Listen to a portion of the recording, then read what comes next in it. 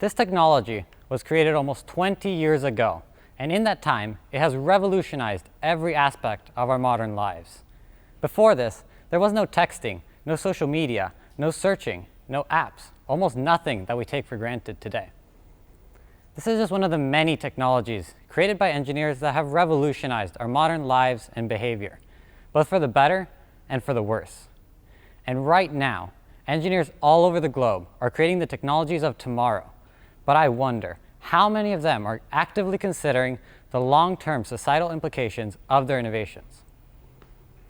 One of the questions I often ask myself is, what will the future look like?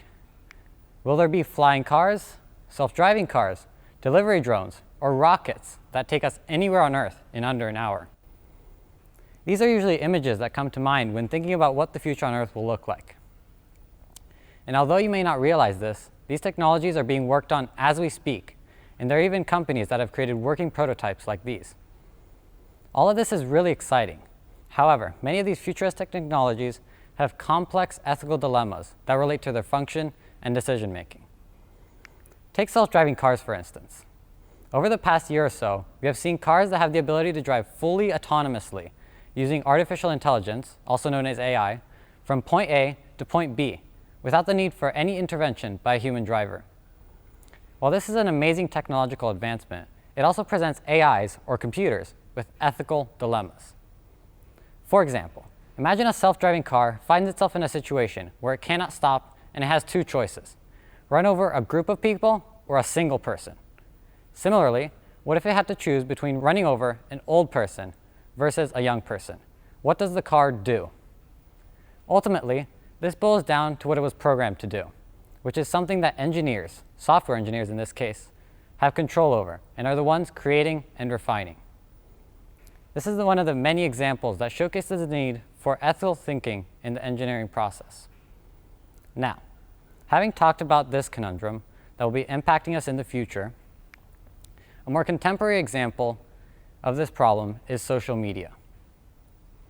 Engineers began working on it nearly 20 years ago without the proper considerations of the ethical and philosophical implications. As a result, the advent of social media has introduced a myriad of problems into our modern society. One of the most glaring of these problems is the increasing prevalence of sensationalism.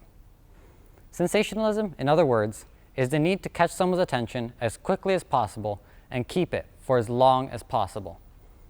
This means that the most sensational piece of news, whether it is true or utterly nonsensical, spreads the most. Not only do social media algorithms allow this to happen, they also restrict a user's feed, which essentially means that the user will see social media content that is specifically tailored to their tastes. This provides a benefit to social media companies because it creates a space where the user is more likely to feel validated and therefore want to come back to more often, leading to a greater profit and ad revenue for the company. Additionally, this experience reinforces closely held beliefs and also seems beneficial to the user, but in reality, it is serving to make their view of the world much narrower and society as a whole more divided.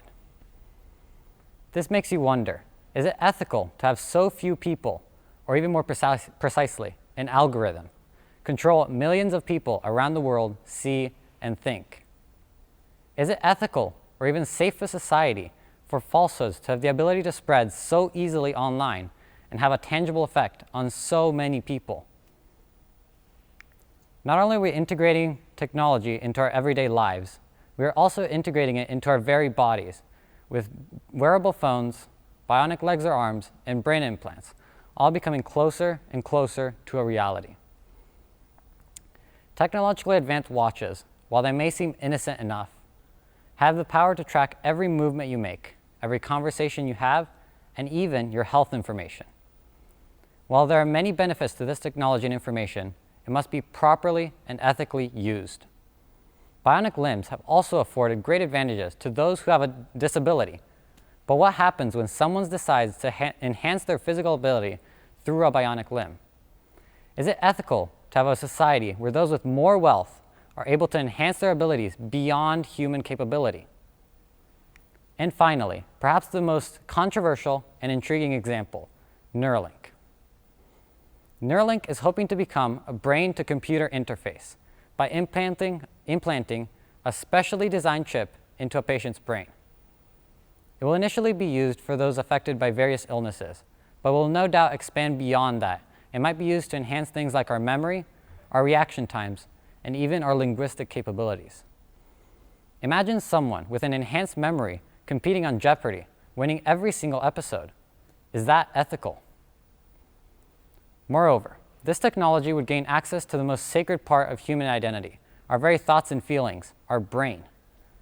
This comes with serious ethical implications, as ideas would then potentially be embedded straight into our brains, taking social media and all the problems it has brought along with it to a whole new level. Clearly, this needs careful consideration of its ethical implications before it becomes widespread. Engineers are also working to bring us back to the moon and to Mars for the first time.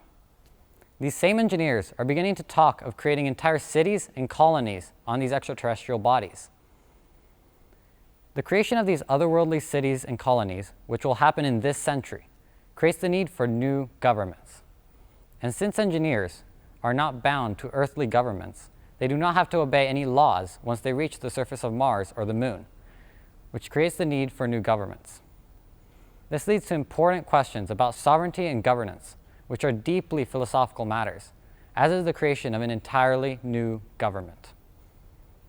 The founding fathers were philosophers who questioned and examined the political and ethical authority of the British Parliament and Crown, thus beginning the oldest continuing experiment in democracy in 1776.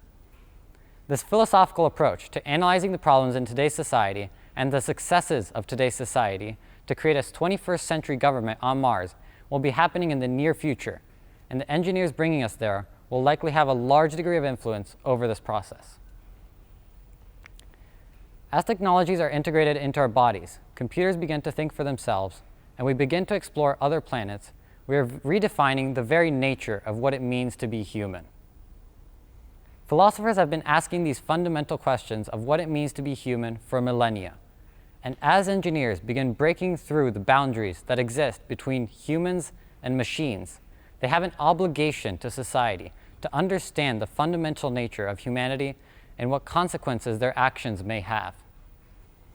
Engineers must deeply study the fields of philosophy and ethics if they are to work on these technologies that might change the very nature of who we are. So what can we do as a society to ensure a future where technologies benefit us all? First, we should incorporate philosophy and ethics classes into engineering curricula, which will allow engineers to become familiar with these fields of study. They will then be able to find ethical solutions to the problems they are presented with. This is actually already beginning to happen in some universities, but we need to accelerate the incorporation of learning through all engineering curricula. Second, we should incorporate ethical controls into the engineering process.